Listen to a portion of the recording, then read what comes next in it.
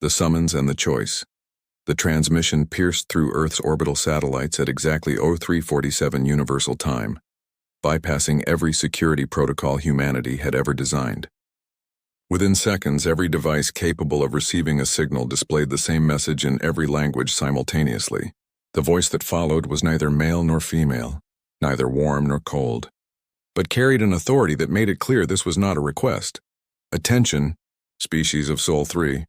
You are hereby summoned to the proving grounds. Your technological signatures have been detected beyond your home system. By the ancient protocols, all emerging species must demonstrate their worthiness to join the galactic community. You have 60 standard cycles to present your finest vessel at the designated coordinates. Failure to comply will result in permanent quarantine of your system. Non-compliance is not an option. Commander Marcus Webb was in the middle of his morning coffee at the International Space Command headquarters in Geneva when the alarm started screaming. At 42 years old, Marcus had spent half his life preparing humanity for first contact, though he had always imagined it would happen differently. Perhaps a friendly greeting, an exchange of scientific knowledge, maybe even a cultural celebration. Not this cold ultimatum that felt more like a court summons than an invitation. Sir, we're getting reports from every continent. His second-in-command, Lieutenant Sarah Kim, burst into his office. Her usual calm demeanor had cracked, revealing the fear underneath. Every screen, every phone, every radio. The whole planet heard it. Marcus set down his coffee cup carefully, watching the dark liquid ripple from the tremor in his hand. Get me the Joint Chiefs, the UN Security Council, and every space agency director on a secure channel. We have 60 days to figure out what we're dealing with. The next 72 hours became a blur of emergency meetings, scientific analysis, and heated debates. The message had included coordinates to a location 17 light-years from Earth, in a region of space that contained no known stars or planets. It also included something that sent shockwaves through the scientific community. Mathematical equations that proved faster than light travel was possible. The aliens had literally handed humanity the keys to the stars, but only so they could drive to their own judgment. This is insane. Dr. James Chen, Earth's leading astrophysicist, threw his tablet onto the conference table in frustration. They want us to build an FTL ship in 2 months?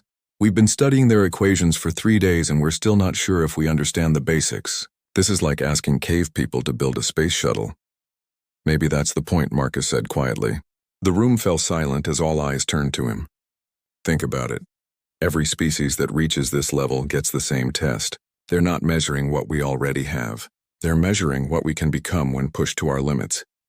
Admiral Patricia Rodriguez, the stern commander of Earth's combined space forces, leaned forward. Commander Webb, even if we could build this ship, what do we send? The message said, finest vessel. Do they want our largest ship? Our most advanced? Our most heavily armed? We don't know, Marcus admitted. We've been analyzing the transmission for any clues. The phrase finest vessel could mean anything. Then we need intelligence, said Ambassador David Okafor, the UN representative. What do other species send to these proving grounds? What are we up against? Dr. Yuki Tanaka, the youngest member of the team at 28, spoke up from her position at the far end of the table. I've been running pattern analysis on the mathematical signatures in their transmission. There's embedded data, metadata about previous transmissions. It's like they left breadcrumbs for us to follow. Marcus moved to her station, watching as lines of code scrolled across her screen. What did you find? Historical records. Yuki's fingers flew across her keyboard. Bits and pieces anyway. From what I can tell, most species show up with battle fleets. Hundreds of ships, sometimes thousands. It seems like a show of force, a military display. The room erupted in overlapping conversations. Admiral Rodriguez immediately began calculating how many ships Earth could potentially field. Military advisors started pulling up readiness reports. Politicians began discussing budget allocations. Marcus held up his hand for silence. How many ships could we realistically prepare in 60 days? The Admiral's response was blunt. With the FTL technology, maybe 5, possibly 7 if we work around the clock and strip resources from every program we have. But Commander, these ships would be untested, running on technology we barely understand. We'd be sending our people on a suicide mission. And if we send nothing? Ambassador Okafor asked. Permanent quarantine, Dr. Chen replied. Based on the transmission's language patterns, I believe they mean it. Humanity would be trapped in our solar system forever or worse. Marcus walked to the window, looking out at the city below where millions of people were going about their lives, unaware of the weight of the decision being made in this room. What if we're thinking about this wrong? Every species sends massive fleets because that's what they think finest means. But humans have never succeeded through sheer numbers alone. We've survived because we innovate, because we think differently. What are you suggesting? Admiral Rodriguez asked. I'm suggesting we don't try to match what others have done. We send one ship, but we make it special. We pour everything we have into making it the most advanced, most innovative vessel humanity can create. The room fell silent. Then someone laughed. It was General Thomas Wright, a veteran of 3 decades of military service. One ship? Commander, with all due respect, that's not a show of strength. That's a death wish, is it? Marcus turned to face them. Or is it the most human thing we could do? We went to the moon with technology less powerful than a modern phone. We've survived ice ages, plagues, and world wars. Humans don't win by being the biggest or the strongest. We win by being smarter, more adaptable, more creative than anyone expects. Dr. Chen stroked his chin thoughtfully. The experimental fusion quantum hybrid we've been developing at the lunar facility. Project Prometheus. It was designed to be a test bed for every cutting-edge technology we had. If we retrofitted it with the alien FTL drive, it's untested, Admiral Rodriguez objected. We don't even know if half those systems work together. That's exactly why it's perfect, Yuki said, her eyes lighting up with excitement. It's designed to adapt, to reconfigure itself based on conditions. Every system can interface with every other system. If we're walking into the unknown, we need a ship that can evolve with us. The debate continued for another 18 hours, with teams rotating in and out as exhaustion took its toll. In the end, the decision came down to a vote among the world's leaders. It wasn't unanimous, but it was decisive. Earth would send one ship, the Prometheus, with a crew of 12 representing the best minds and bravest souls humanity had to offer. Commander Marcus Webb would lead the mission personally. His crew included Lieutenant Sarah Kim as second-in-command, Dr. Yuki Tanaka handling all scientific operations, and 9 others carefully chosen from different nations and disciplines. They had 57 days to prepare for a journey that would determine the fate of their entire species. The Prometheus itself was a marvel, even by the standards of the alien technology they were incorporating. At 120 meters long, it was smaller than most naval vessels, but every centimeter was packed with innovation. Its hull was composed of adaptive metamaterials that could shift density and configuration in response to threats. Its power core merged human fusion technology with the aliens' quantum field generators in ways that made traditional physicists weep. Most importantly, the ship's AI system, named Aria, was unlike anything the aliens had likely encountered. Where other species might rely on cold logic or pure computing power, Aria was designed to learn, to feel, to understand context and nuance. It was as close to a true artificial consciousness as humanity had ever created. All systems are green, Sarah reported as they ran the final checks. They were in orbit around Earth, having completed 3 weeks of intensive trials. The ship performed beyond all expectations, but there was still a nervous energy among the crew. FTL drive is calibrated and ready. Marcus looked around the bridge at his crew. They were scared. He could see it in their eyes, but they were also determined. Each one had volunteered knowing they might not return. Aria, plot course to the coordinates. Let's go meet our judges. The AI's voice filled the bridge, warm and confident. Course plotted, Commander. FTL drive engaging in 30 seconds. For what it's worth, I think we're going to surprise them. Marcus smiled despite his nerves. I hope you're right. The Prometheus slipped into faster-than-light travel, leaving Earth behind. The journey would take 3 weeks, giving the crew time to train, to prepare, and to contemplate what awaited them at the proving grounds.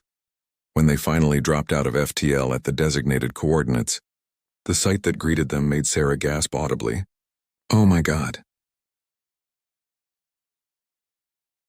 Space was filled with ships, hundreds of them, thousands maybe, representing dozens of different alien species. Some vessels were organic, their hulls pulsing with bioluminescent light. Others were geometric and crystalline, refracting starlight into rainbow patterns. The largest ships dwarfed entire cities, bristling with weapons and armor plating, and in the middle of it all, hanging alone in the void, was the Prometheus. One small human ship among a sea of armadas. The communication channels immediately erupted with what could only be described as laughter. The alien transmissions didn't translate perfectly, but the mockery was universal. "Is this a joke?" one species transmitted, their ships resembling massive crustaceans with weapons mounted on every surface. "The Sol 3 species sends a single vessel?" Another voice questioned, this one belonging to a fleet of sleek, predatory-looking craft. "Do they not understand the proving grounds?" A massive dreadnought, easily 10 kilometers long, moved closer to the Prometheus. Its hull was scarred from countless battles, and its weapons could probably vaporize Earth's moon. The transmission that followed was thick with condescension. "Attention, human vessel. I am War Master Krell of the Draken Hegemony. I have commanded fleets through 17 proving trials. I have seen species arrive with 500 ships and still fail. Your single vessel is either the bravest or most foolish display I have witnessed. For your sake, I hope you have skills that match your courage." Marcus took a deep breath and opened a channel to all assembled vessels. His voice was calm, steady, and carried the weight of his entire species behind it. "This is Commander Marcus Webb of Earth's vessel Prometheus. We're here to prove that humanity deserves its place among the stars. We understand you find our single ship amusing. That's fine. We've been underestimated before. It usually works out well for us." The laughter continued, but there was an edge of uncertainty now. Some species began running scans on the Prometheus, trying to understand what they were looking at. The readings confused them. The ship's adaptive hull made it difficult to assess, and its power signature didn't match any known technology. On the bridge of a massive command carrier belonging to the Zenthari Collective, High Admiral Vren studied the human ship with interest. Unlike the others, he wasn't laughing. He had survived 7 proving grounds and learned that the most dangerous opponents were often the ones who appeared weakest. "Interesting," he murmured to his tactical officer. "They send one ship yet show no fear. Either they are fools or they know something we don't. Watch them carefully." The proving grounds themselves suddenly activated, ancient systems powering up after lying dormant between trials. A massive structure materialized at the center of all the assembled fleets, a space station of impossible size that seemed to fold in on itself in ways that hurt to look at directly. A voice, the same one that had summoned them all, echoed across every channel. "The proving has begun. Navigate the trial course. Demonstrate your worthiness. Those who succeed join the Galactic community. Those who fail forfeit their right to the stars. Begin." The alien fleet surged forward in massive waves, thousands of ships moving as one toward the trial course that had appeared before them. Weapons charged, shields activated, and engines roared with power, and alone among them, the Prometheus moved forward at a steady pace, its adaptive hull shimmering with possibility, its crew ready to show the galaxy what humanity could do when everyone expected them to fail. Marcus gripped his command chair, watching the chaos unfold before them. "All right, people, let's show them what humans are made of. Area, keep those adaptive systems ready. Something tells me we're going to need every advantage we've got." "Ready and waiting, Commander," the AI responded. "Let's make Earth proud." The trial was about to begin, and the galaxy was about to learn that sometimes the smallest ship carries the biggest surprises. The trial and the revelation. The trial course stretched before them like a nightmare made real. The ancient structure had unfolded into a gauntlet of challenges that spanned thousands of kilometers. Massive defensive platforms dotted the void, their weapon systems glowing with barely contained energy. Gravitational anomalies twisted space itself into deadly mazes. Swarms of autonomous hunter drones patrolled the corridors between obstacles, each one programmed with combat data from 1,000 previous trials. The first wave of alien fleets hit the defenses like an ocean crashing against rocks. The Draken Hegemony's massive dreadnoughts opened fire with devastating effect, their weapons tearing through the ancient platforms with raw firepower. Explosions bloomed in the darkness as defensive systems fought back. Within minutes, the Drakon had lost 30 ships, but their remaining 470 vessels pushed forward through sheer overwhelming force. "They're just bulldozing through," Sarah observed from her station, watching the tactical display with wide eyes. "No strategy, just pure aggression." "It works for them," Marcus replied, studying the different approaches. "They have ships to spare. We don't." The Zenthari Collective took a different approach. Their 500 ships moved in perfect geometric formations, their AI calculating optimal paths through the defenses. When gravitational anomalies appeared, They adjusted their formation to distribute the stress. When hunter drones attacked, they created overlapping fields of fire that eliminated threats with mathematical precision. They lost fewer ships than the Draken, but the trial was clearly extracting a price from everyone. The organic vessels of the mycelium network flowed through the obstacles like water, their bioships adapting their shapes to slip through narrow passages and absorb impacts that would shatter metal hulls. Even they lost dozens of vessels to the more aggressive defenses, their glowing forms dimming and dying as they fell to concentrated fire. And then there was the Prometheus, approaching the trial course alone. All ships, maintain your positions. War Master Krell's voice boomed across the command frequency. The human vessel is approaching the first defense grid. Let us see how long their bravery lasts. The assembled fleets, thousands of ships representing dozens of species, actually paused in their advance. Crews that had been fighting for their lives moments before now watched their displays to see what the single human ship would do. Many were taking bets. The most optimistic aliens gave the Prometheus 30 seconds. Most expected it to be vaporized the moment it entered weapons range. Marcus felt the weight of every eye in the galaxy on his ship. "Arya, what are we looking at?" The AI's analysis appeared on the main screen. First obstacle is a defensive platform with enough firepower to destroy a small moon. It's designed to target the largest concentrations of mass, which is why it's been devastating to the fleets. Current targeting solution shows it would lock onto us immediately if we approach directly. So we don't approach directly, Yuki said from her science station. The platform's tracking systems are designed for fleet combat. What if we give it something it doesn't expect? Marcus nodded slowly, understanding. Make us look like debris. Arya, can you do that? Already running the calculations, the AI responded. If I power down all but essential systems and adjust our hull configuration to match the surrounding wreckage, we might register as just another piece of destroyed ship. Do it, Marcus ordered. The Prometheus's adaptive hull shifted, its surface becoming rough and irregular. External lights died, power signatures dropped to minimal levels. On every alien display, the human ship suddenly looked like nothing more than a chunk of destroyed vessel drifting through space. The defensive platform's sensors swept past them without locking on. On the bridge of the Zenthari command carrier, High Admiral Vren leaned forward in surprise. Did they just trick the platform? His tactical officer checked his readings twice. Confirmed, Admiral. The platform classified them as debris. They're passing through the kill zone unopposed. Across the alien fleets, the laughter stopped. Crews exchanged uncertain glances. That wasn't how the trial was supposed to work. Clever, War Master Krell admitted grudgingly, but there are obstacles ahead that cannot be deceived. He was right. The second challenge was a gravitational maze, a region where massive machines generated overlapping gravity wells that crushed anything trying to pass through. The Zenthari had lost 40 ships navigating it. The Draken had powered through with brute force, losing nearly 100 vessels. Even the adaptive mycelium ships had struggled. Sarah watched the gravitational readings with growing concern. Commander, if we enter that field, those forces will tear us apart. Our hull is adaptive, but there are limits. Marcus stared at the maze on his screen, his mind racing. The alien fleets had all tried to fight the gravity, to push through it with power or numbers. But what if they were thinking about it wrong? Arya, can you map the gravity wells precisely? Already done, the AI replied. I'm seeing a pattern. The wells pulse in sequence, creating brief windows where the gravitational stress is reduced.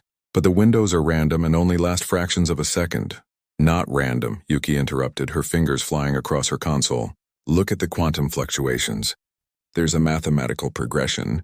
It's complex, but it's predictable if you're looking at the right data. Dr. James Chen, monitoring from Earth, transmitted through the quantum link they'd established. She's right, Marcus. The maze isn't designed to be random. It's designed to test whether species can perceive patterns beyond normal spacetime. Most species can't, but we can, Marcus said, a smile forming. Arya, can you predict the windows? Give me 30 seconds to compile the data. Done. Commander, I can navigate this maze, but it's going to require precise timing. We'll need to move fast and trust the calculations completely. Do it, Marcus ordered. Full speed. The Prometheus surged forward, accelerating into the gravitational maze that had destroyed hundreds of alien ships.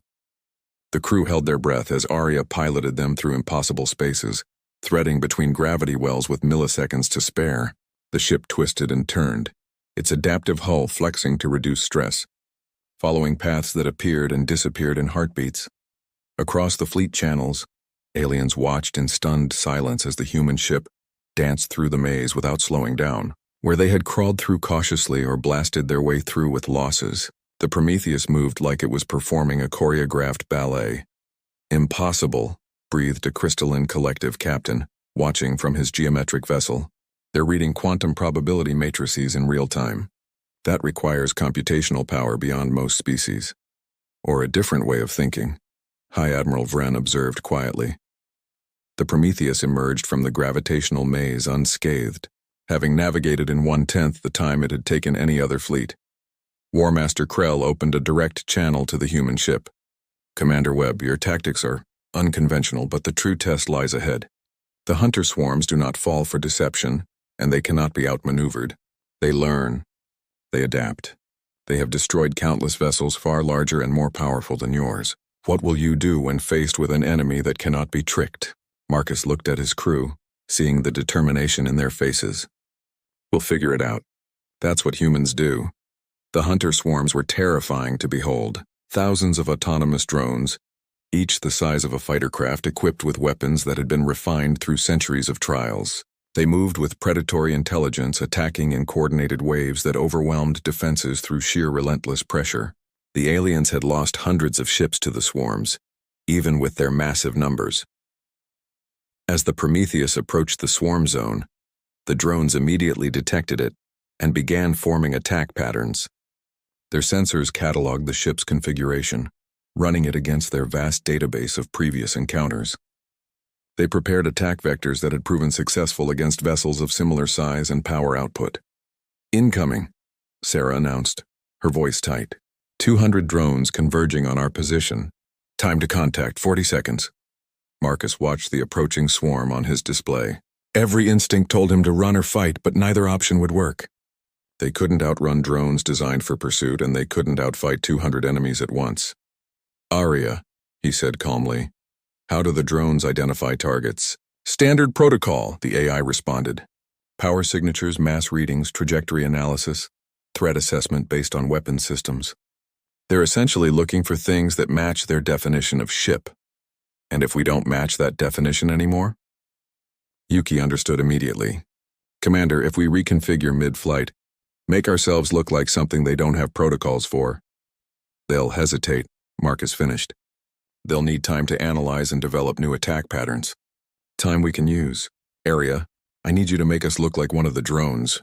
The AI paused for a microsecond, which was an eternity in computer time. That's actually brilliant. Reconfiguring hull now, matching power signature to drone profile, external weapons retracting. We're going to look like a really confused member of their swarm. The Prometheus's adaptive hull rippled and reformed, shrinking slightly and adopting the angular profile of the hunter drones. Its power signature adjusted to match. Its movement pattern shifted to mimic the drone's flight characteristics. The approaching swarm slowed, confused. Their sensors reported the presence of a target, but also reported that the target was one of them. Their programming created a logical paradox. They circled the Prometheus cautiously, scanning repeatedly, unable to resolve the contradiction. Maintain the profile, Marcus ordered. Move slowly through them like we belong here. The Prometheus drifted forward at the same pace as the surrounding drones, perfectly mimicking their behavior. The swarm parted around them, still scanning, still confused. By the time their learning algorithms adapted and realized the deception, the human ship had passed through the entire swarm zone, across the alien fleets. Shock gave way to something else. Respect. They're not just surviving, High Admiral Vren said quietly. They're rewriting how the trial is supposed to be done. The final challenge appeared ahead, and it was unlike anything that had come before. A massive structure, ancient and powerful, that generated fields of energy capable of disabling any ship that approached. Every species had lost vessels here. The Draken had forced through by sacrificing ships to clear a path for others. The Zenthari had calculated the optimal approach vector and still lost dozens of vessels. The Mycelians had tried to absorb the energy and failed. The structure was designed to be the ultimate filter. Only the strongest, most advanced species could possibly pass it. Marcus studied the energy readings, his mind working through possibilities. Area analysis. The field operates on multiple frequency bands simultaneously, the AI reported. It's designed to overwhelm any defensive system by hitting every possible vulnerability at once. I'm not seeing a way through, Commander. Sarah looked at Marcus. Sir, maybe we should consider turning back. We've proven our point. Surely the aliens have seen enough. No, Marcus said firmly. We came here to prove humanity belongs in the galaxy. That means we finish this. Yuki was scrolling through data on her console, her expression intense. Wait, the field hits every frequency at once, but what if that's its weakness? It's spreading its power across too many targets. If we could absorb it somehow, redistribute it. The adaptive hull, Marcus breathed. Arya, could we configure the hull to act as a capacitor? Absorb the energy instead of trying to block it? That's incredibly dangerous, the AI warned. If we miscalculate, the energy would cook us from the inside out. But it could work? Theoretically, yes. The hull's metamaterial composition could be reconfigured to store energy temporarily. We'd have to discharge it immediately, but we might survive long enough to pass through. Marcus looked at his crew. This is the moment. Everyone in favor? 11 hands went up without hesitation. All right then, Marcus smiled. Let's show them something they've never seen before. Area reconfigure for energy absorption. All non-essential systems to standby. Divert all power to structural integrity. The Prometheus approached the energy barrier that had destroyed countless vessels. As they entered the field, the ship's hull began to glow, absorbing the massive energy discharge. Temperature warnings screamed across every console. The crew felt the heat through their environmental suits as systems strained to their limits. Hull integrity at 60%, Sarah called out. 50%, 40. Keep going, Marcus ordered through gritted teeth. 30%. Commander, we're not going to make it. Arya, discharge now. All of it. The Prometheus released the absorbed energy in a single directed blast, not at the barrier but at the structure generating it.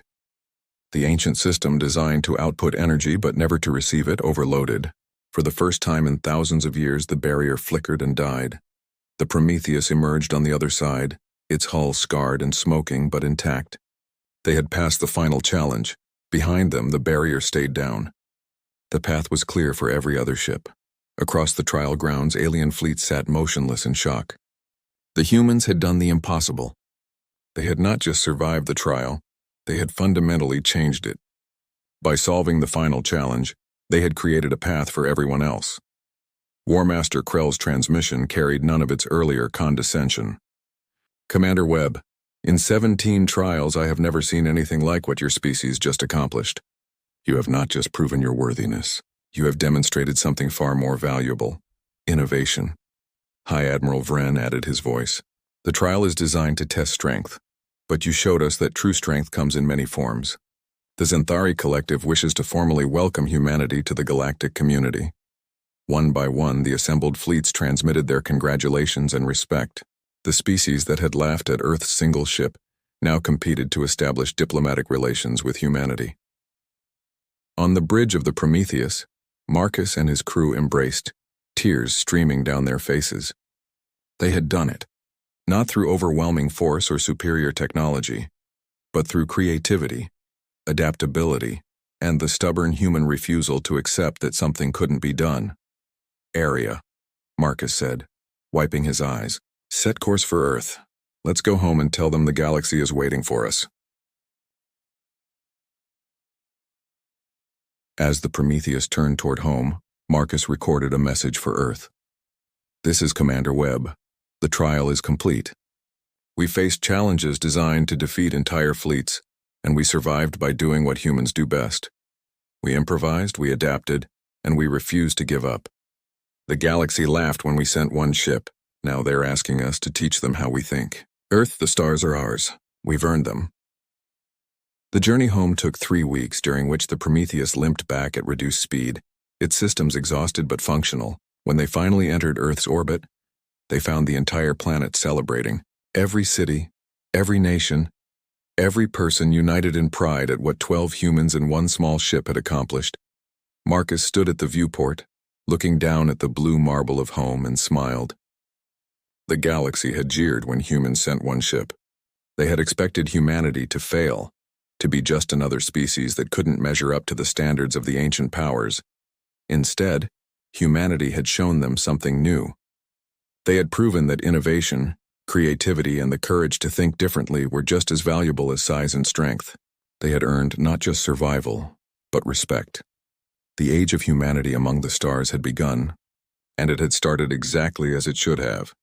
With one ship, 12 brave souls, and the unwavering belief that humans could achieve anything they set their minds to. In the end, that belief had been enough.